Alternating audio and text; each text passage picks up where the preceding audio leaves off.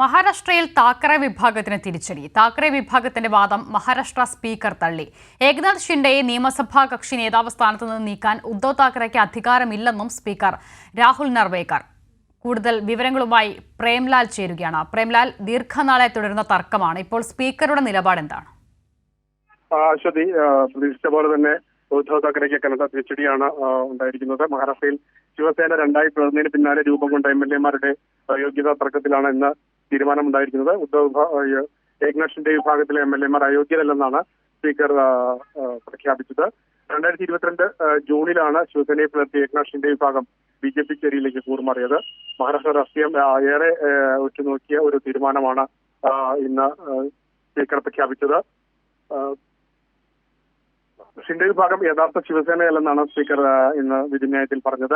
ദേശീയ എക്സിക്യൂട്ടീവ് യോഗം നടന്നതായി തെളിയിക്കാൻ ഉദ്ധവ് വിഭാഗം രേഖ സമർപ്പിച്ചിട്ടില്ലെന്നും സ്പീക്കർ പറഞ്ഞു. താക്കറെ വിഭാഗത്തിന്റെ വാദം പാടെ തള്ളിയാണ് മഹാരാഷ്ട്ര സ്പീക്കർ ഇന്ന് വിധിന്യായം പറഞ്ഞിരിക്കുന്നത്.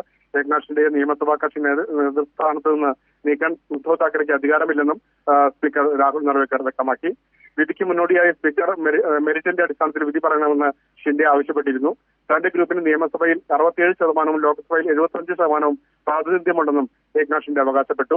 1999 ശിവസേനയുടെ ഭരണഘടനയാണ് സാധുവായ ഭരണഘടനയെ ആശ്രയിക്കുന്നതെന്നും ശിവസേനയുടെ 2018 ഭേദഗതി ചെയ്ത ഭരണഘടന ഇന്ത്യൻ വകുപ്പ് കമ്മീഷന്റെ തെരഞ്ഞെടുപ്പ് കമ്മീഷന്റെ രേഖകൾ ഇല്ലാത്തതിനാൽ സാധുതയുള്ളതായി കണക്കാക്കാനാവില്ലെന്നുമാണ് സ്പീക്കർ പറഞ്ഞത്.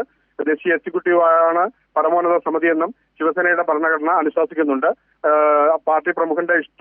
പാർട്ടിയുടെ ഇഷ്ടമാണെന്ന് താക്കറെ വിഭാഗത്തിന്റെ അവകാശവാദം അംഗീകരിക്കാനാവില്ലെന്നും സ്പീക്കർ കൂട്ടിച്ചേർത്തിരിക്കുകയാണ്.